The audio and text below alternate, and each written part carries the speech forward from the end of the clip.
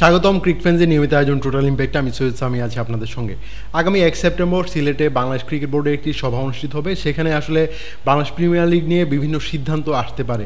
Event management company কোনটাকে দায়িত্ব দেওয়া হবে, এছাড়া ফ্র্যাঞ্চাইজিরা কারা হবে, এগুলো নিয়ে আসলে অনেক আলোচনার বিষয়। আজকে আমরা এগুলো নিয়ে কথা বলতে হাজির হয়েছি। আমার সঙ্গে আছে মোহাম্মদ সাদমান। সাদমান, স্বাগতম। ধন্যবাদ। বিপিএলে কিন্তু পুরাতন একটা ফ্র্যাঞ্চাইজি ফিরছে, আমরা কিন্তু সেটা কিন্তু জানতে পারলাম কালের কণ্ঠের একটা রিপোর্টে। এটা নিয়ে আলোচনা করব। আমরা কিন্তু দেখেছি যে বিপিএলে যতগুলো আসর আসলে এসেছে, প্রতিটা আসরে কিন্তু চিটং টিম আসলে বদলে গেছে। বিভিন্ন সময় বিভিন্ন নামে খেলেছে, চিটং কিংস, চিটং ভাইকিংস, চট্টগ্রাম চ্যালেঞ্জার্স। এর মধ্যে কিন্তু লাস্ট যে বিপিএলটা খেললো সেখানেও চট্টগ্রামের আরেকটা ফ্র্যাঞ্চাইজি যারা প্রথম দিকে ছিল তারা ব্যাক করেছিল, তাদের বিরুদ্ধে কিন্তু বেশ কিছু এলিগেশনসও এসেছে। প্লেয়ারদের দেনা পাওনা এগুলো আসলে তারা পরিশোধ করতে পারেনি। সো চিটংয়ের জন্য আসলে বিসিবি নতুন একটা ফ্র্যাঞ্চাইজি খুঁজছে। সো চিটং কিংসের ফেরাটা আসলে কীরকমভাবে দেখছেন আপনি?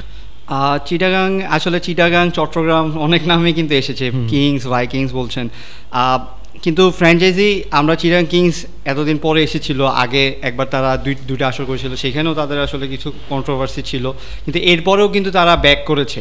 ব্যাক করার পরে তখন মনে হয়েছিল যে না, হয়তো তারা এত বছর পরে ব্যাক করছে। ইভেন তারা অনেক বড় বড় তারকাকে নিয়ে এসেছিল, অনেক কিছুতেই তারা ইউনিকনেস দেখিয়েছিল, কিন্তু আলটিমেটলি কিন্তু তারা সাকসেসফুল হয়নি। এখনও সেটার কিন্তু প্রক্রিয়া চলছে, যে তাদের সাথে বোর্ডের এখনও অফিসিয়াল কোনো মিটিং হয়নি যেসবের মাধ্যমে আসলে জিনিসগুলো রিসলভ হবে। সামনের 1 তারিখে বিসিবির একটা মিটিং রয়েছে, সেটা কিন্তু আসলে খুব গুরুত্বপূর্ণ হয়ে উঠেছে, কারণ বিপিএলের আপডেট হিসেবে আমরা কিন্তু নতুন করে এখনও কিছু পাইনি। ইভেন্ট ম্যানেজমেন্টের কোনো বিষয় পাইনি। ফ্র্যাঞ্চাইজিদের আসলে কয়টা ফ্র্যাঞ্চাইজি খেলবে, কয়টা ফ্র্যাঞ্চাইজিকে নেওয়া হবে, সেগুলোও কিন্তু এখনও বলা হয়নি। যদিও আমরা শুনতে পাচ্ছি যে 6টা ফ্র্যাঞ্চাইজি নিয়ে হয়তো খেলা হবে। সেখানে একটা নাম এসেছে চিটাগাং ভাইকিংস, যারা আগেও বিপিএলে অংশগ্রহণ করেছিল এই মালিকানার আন্ডারে। এখন তাদের সাথে তারা আমরা দেখতে পেরেছি যে তারা বিসিবির সাথে আসলে যোগাযোগ করছে, রিপোর্টটায় পড়েছি। সো এই বিষয়টা এখন বিসিবি যেটা বলছে যে ইভেন্ট ম্যানেজমেন্টকে যখন দায়িত্ব দেওয়া হবে, তারাই আসলে ফ্র্যাঞ্চাইজিগুলো বাছাই করবে, বা তাদের সাথে কথা বলে সেইভাবেই আসলে বাছাই করবে। সো বিসিবি যে তাদেরকে নিবে সেটাও না, ইভেন্ট ম্যানেজমেন্টকে আসলে দায়িত্ব দিলে তখন হচ্ছে তারা ফ্র্যাঞ্চাইজিগুলোকে বলবে যে কারা কারা আসলে খেলবে। এখন এই মিটিংটাতে আসলে অনেক ইম্পর্টেন্ট, কারণ এই মিটিংটাতে আপনি সামনে নির্বাচন হবে নাকি, বা নির্বাচন কবে কী হবে সেটারও একটা রোডম্যাপ হয়তো এই মিটিং থেকে আসতে পারে। সো 1 তারিখের মিটিংটা আমার মনে হয় যে খুবই ইম্পর্টেন্ট। এবং যেটা বলছিলেন যে চিটাগাংয়ের নতুন একটা ফ্র্যাঞ্চাইজি আসবে, যেই আসুক না কেন আপনাদের চাওয়া থাকবে যে যাতে জিনিসটা ভালো হয়, কোনো ভালো একটা ফ্র্যাঞ্চাইজি হয়, যারা আসলে ফ্র্যাঞ্চাইজি একটা লিগে অংশগ্রহণ করার যোগ্য। চিটং ভাইকিংস কিন্তু খুবই ভালো একটা ফ্র্যাঞ্চাইজি, সেই টিমটার ক্যাপ্টেন্সি করেছেন তামিম ইকবাল, মুশফিকুর রহিম খেলেছেন। তাছাড়া বাংলাদেশ দলের অনেক তারকা ক্রিকেটাররা কিন্তু সেই টিমটাতে খেলেছিলেন। তাদের পারিশ্রমিক দেনা পাওনা এগুলো নিয়ে আসলে তারা খুবই ভালো একটা প্রক্রিয়ার মধ্যে দিয়ে গিয়েছিলেন। তবে তারা আসলে বিপিএলের প্রতি ইন্টারেস্টটা হারিয়ে ফেলেছিলেন, তারপর তারা আসলে কন্টিনিউ করেনি বিপিএলে। তাদের পেছনে কিন্তু আছে ডিবিএল গ্রুপ, তারা আমরা জানি বাংলাদেশের প্রসিদ্ধ একটা গ্রুপ। তারা বিভিন্ন ফ্র্যাঞ্চাইজি লিগে আসলে তাদের আগ্রহ থাকে, বিপিএলে তারা আসলে যোগ দিতে চাচ্ছে। এবার যেহেতু আগ্রহটা দেখিয়েছে, দেশের মধ্যে থেকে যেই বড় বড় কোম্পানিগুলো আছে তারা যদি আগ্রহ দেখায়, তাহলেই কিন্তু বিপিএলটা জমজমাট হবে। আপনি বাইরের যত কোম্পানি আসুক না কেন, দেশের প্রতিষ্ঠানগুলো যদি দায়িত্ব নিয়ে যদি কাজ করে, তাহলে এটা আসলে অনেকটা বড় একটা ব্র্যান্ডিংও হয়।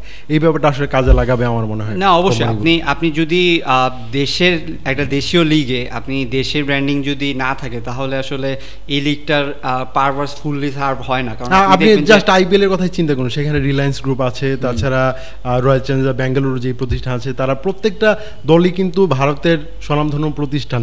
তারা মুম্বাই ইন্ডিয়ান্সের কথা বলুন, জিও যে এত বড় পুরা সব আইপিএল সবার ইনভেস্টমেন্টে, তারা আম্বানি গ্রুপ অবশ্যই, কিন্তু তারা তো ইনভেস্ট আসলে এখানে করেছে।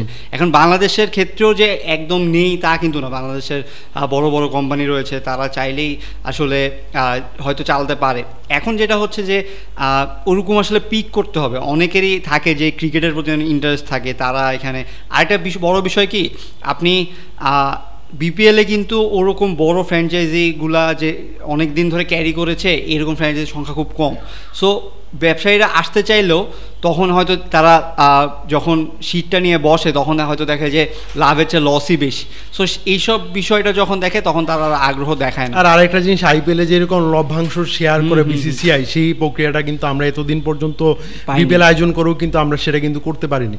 সো একটা ফ্র্যাঞ্চাইজি যখন দেখবে যে আসলে আমি আসলে এখানে টুর্নামেন্টে অংশ নেওয়ার পর আমার ব্র্যান্ডিং ছাড়া বাকি কোনো কিছুই আসলে হচ্ছে না, তখন বিপিএল থেকে মুখটা সরিয়ে নেবে, এটা খুবই স্বাভাবিক আসলে। কারণ আপনি এতগুলো টাকা ইনভেস্ট করছেন, ইভেন আমরা তো বড় বড় ভালো ভালো প্লেয়ারও অত দেখি না, দুই একটা ফ্র্যাঞ্চাইজি ছাড়া।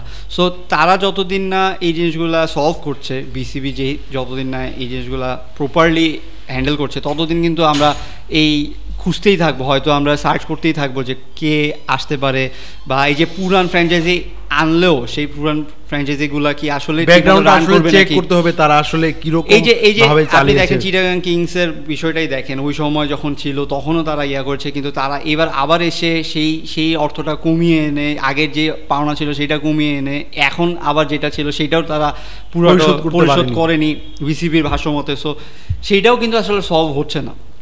সো এইভাবে যদি আপনি নিয়ে আসেন বা এইভাবে যদি ক্যারি করেন, এখানে বড় নাম দিয়ে আসলে হবে না। আপনি ঢাকা ডায়নামাইটসও আবার আসতে পারে, বা অন্যান্য আরও যারা রয়েছে, কুমিল্লার যদি কোনো আবার কুমিল্লার আনেন, তারা আসলে দেখতে হবে যে ফ্র্যাঞ্চাইজিটা ঠিকভাবে রান করার জন্য তাদের ক্যাপাবিলিটি আছে নাকি। হ্যাঁ, ক্যাপাবিলিটি আছে নাকি। যদি সেটা না থাকে আমার মনে হয় না বড় অংশ নেওয়া উচিত। হ্যাঁ, আমার আসলে প্রতিষ্ঠানগুলোরই বোঝা উচিত যে আমি যদি একটা ফ্র্যাঞ্চাইজি টিম কিনি, আমি যদি প্লেয়ারদের স্যালারিটা যদি না দিতে পারি, যে অ্যামাউন্ট আসলে দেওয়ার কথা সেটা না দিতে পারি, হোটেলের বিল যদি না দিতে পারি, আমার আসলে ফ্র্যাঞ্চাইজি নেওয়ার আসলে কোনো প্রয়োজন নেই। আপনি হচ্ছে একটা বিজনেস, যারা বিজনেস রান করছে তারা বিজনেস না বুঝলে আর কে বুঝবে? তারা যদি না এখানে ইনভেস্ট করার পরে যদি লাভ উঠিয়ে আনতে না পারে, তাহলে তারা সেখানে ইনভেস্ট করবে না। এখন সেই লাভ যাতে হয় সেইটার জন্য কিন্তু ইভেন্ট ম্যানেজমেন্টকে আসলে দায়িত্ব দেওয়া হবে, যে তারা প্রপার একটা ছক দিবে, যেখানে আসলে দেখানো হবে যে কতটা লাভ হবে, আপনি অংশগ্রহণ করলে কতটা লাভ হবে। তবে আপনি যেহেতু বলছেন যে বিপিএল এর ছকটা আসলে অগাস্টের মধ্যে দিয়ে দেওয়ার কথা ছিল, ইভেন্ট ম্যানেজমেন্ট কোম্পানিটা যদি অগাস্টের শুরুর দিকে যদি পেতো, তারা আসলে প্ল্যানিং করতে পারতো কোন কোন ফ্র্যাঞ্চাইজিরা আসলে যোগ দেবে, এই নির্ধারিত এই বিষয়গুলো কিন্তু ওই ইভেন্ট ম্যানেজমেন্ট কোম্পানি কিন্তু দেখবে। এই কারণে বিসিবি কিন্তু আগ বাড়িয়ে ফ্র্যাঞ্চাইজিগুলোর আগ্রহ প্রকাশ যেহেতু করছে, ওটা সিলেক্ট কিন্তু করেনি বিসিবি। সো এই জায়গায় আমরা কিন্তু পিছিয়ে গেছি। সো এটা কি এনশিওর হচ্ছে কিনা যে বিপিএল 7টা দলের হচ্ছে না, সেই জায়গায় আসলে 6টা দলের বিপিএল এ আমরা আসলে সীমাবদ্ধ থাকবো, হয়তো সেটাই হবে। আপনি তারা তো আসলে আমাদের ওই টাইমটাও নেই। হ্যাঁ, তারা এখানে আরেকটা বিষয়, যেটা বড় বিষয় রয়েছে, এরপরে কিন্তু ওয়ার্ল্ড কাপ রয়েছে। আপনি জিনিসটা যদি 45 দিন 50 দিন রান করেন, সেটা কিন্তু আসলে প্লেয়ারদের জন্য একটা হ্যাসেল হয়ে যাবে, এবং আপনি সেটা যদি টিম কমিয়ে আনেন তখন কিন্তু দিনটা আসলে কমে আসবে। এখন ইভেন্ট ম্যানেজমেন্টকে তারা তো অবশ্যই তারা ভিতরে কথা বলছে, আমরা শুনছি যে আসলে অলমোস্ট ডান, তারা আসলে অ্যানাউন্সমেন্ট দিয়ে দিবে, 3 বছরের চুক্তির কথায় তারা অ্যানাউন্সমেন্ট দিয়ে দিবে।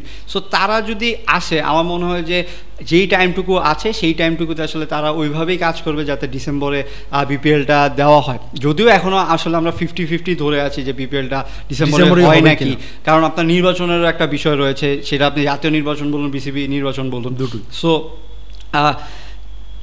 এদেরকে যদি এদেরকে নেওয়া হয়, যে মানে 3 বছরের চুক্তিতে নেওয়া হয়, তখন তারা আসলে ওইভাবেই প্ল্যানটা করতে পারবে যে এই সময়ে আমার এই পসিবল, আমি এইভাবে যেতে চাই। তবে আমার মনে হয় যে যদি ডিলটা যদি কনফার্ম হয়ে যায়, ওই আইএমজি যে কোম্পানিটা ইভেন্ট ম্যানেজমেন্ট কোম্পানির দায়িত্ব পাবে, তাদেরও আসলে একটা রোডম্যাপ ঘোষণা করে দেওয়া উচিত। আমরা এই টাইম ফ্রেমের মধ্যে ফ্র্যাঞ্চাইজিগুলো বাছাই করব, এই টাইম ফ্রেমের মধ্যে বিপিএল এর ড্রাফটটা হবে, এর মধ্যে আমরা বিপিএলটা আয়োজন করব এত তারিখে। তাহলে হয়তো বা প্রসেসটা অনেকটা ইজি হবে। আর আপনি যদি ভাবেন যে আমি ফ্র্যাঞ্চাইজি নির্ধারণ করবো এই টাইমের মধ্যে, তারপর দেখি বিপিএলটা ডিসেম্বরে করা যায় কিনা, এই জিনিসটা প্রসেসটা করতে গেলে আসলে বিপিএলটা আমার মনে হয় না ডিসেম্বরে অনুষ্ঠিত হবে না। সেটাই এখন মানে জিনিসটা এই যে একটা মাস মনে হচ্ছে যেন আমরা পিছিয়ে গেছি, বা একটা মাসে কিছুই হয়নি, আর একটু আগে হলে ভালো হতো। তবে আরেকটা বিষয় এখানে আসলে মানে আমিনুল ইসলাম বুলবুল তো দায়িত্ব নিয়েছেন বিসিবির প্রধান হিসেবে, এর আগে ফারুক আহমেদ ছিলেন, তিনি এই প্রক্রিয়াগুলো শুরু করেছিলেন। এই জায়গায় আমার মনে হয় একটা ডিলেমা তৈরি হয়েছে, যেটার কারণে আসলে সাফার করছে বাংলাদেশ। এর আগের বারও যেটা আসলে হয়েছে সেটা কিন্তু অনেক তাড়াহুড়ার মধ্যে হয়েছে। বিসিবির অন্যতম যারা নতুন বোর্ডে এসে তারা কিন্তু চ্যালেঞ্জ ছিল, কারণ বেশি সময় কিন্তু ছিল না। গত বছরে আপনি চিন্তা করেন আগস্টে যখন সরকার পতন হলো, এরপরে বেশি দিন কিন্তু ছিল না। তবে আমার মনে হয় এখনো আমার কাছে মনে হয় যে লাস্ট বিপিএলটা যদি আমরা আয়োজন না করতাম, আমরা যদি এই বিপিএল এর জন্য প্রস্তুতি নিতাম, ফ্র্যাঞ্চাইজি বাছাই টাছাই করে ফ্র্যাঞ্চাইজিগুলো 1 বছরের মতো সময় পেত, তাহলে মানে আরো একটা বেটার একটা বিপিএল আয়োজন করা যেত। আপনি বোর্ড প্রেসিডেন্ট যখন আসে তখন তার একটা চ্যালেঞ্জ থাকে, আপনি আসলে সে যদি আসে সে বিপিএল আয়োজন না করতে আনসাকসেসফুল, হ্যাঁ একটা ব্যর্থতার একটা ইয়ে থাকে। কিন্তু আমিনুল হাসান বুলবুল কিন্তু প্রথমে এসে একটু বলেছিলেন যে বিপিএলটা যদি নাও হয় সেটাও কোনো আসলে বিষয় না, আমরা আসলে প্রপার একটা বিপিএল চাই। আমরাও কিন্তু আসলে সেটাই চাই। আপনি যদি একটু লেটও হয়, কিন্তু আপনি যদি একটা প্রপার সুন্দর একটা টুর্নামেন্ট করতে পারেন সেটাই বেটার। আপনি তাড়াহুড়া করে একটা টুর্নামেন্ট চালিয়ে দিলেন এবং সেটা আনসাকসেসফুল এবং বছর জুড়ে সেটার একটা নেগেটিভিটি টেনে নিতে হলো, সেটা কিন্তু আসলে কাম্য নয়। সো আমার মনে হয় যে যদি নাও হয়, যদি আরেকটা উইন্ডোর কথা যে বলা হচ্ছে সেই টুর্নামেন্টে যদি প্রপারলি কাজ করা হয়, আমার মনে হয় একটা ভালো একটা টুর্নামেন্ট হয়তো আমরা দেখলেও দেখতে পারি। ধন্যবাদ সাদমান আমাকে সময় দেওয়ার জন্য। দর্শক, ক্রিকেট ফ্যানদের নিয়মিত আয়োজনে আমাদের সঙ্গে থাকার জন্য ধন্যবাদ। পরবর্তী কোনো পর্বে অন্য কোনো বিষয় নিয়ে আবার কথা বলবো, সে পর্যন্ত আমাদের সঙ্গে থাকুন।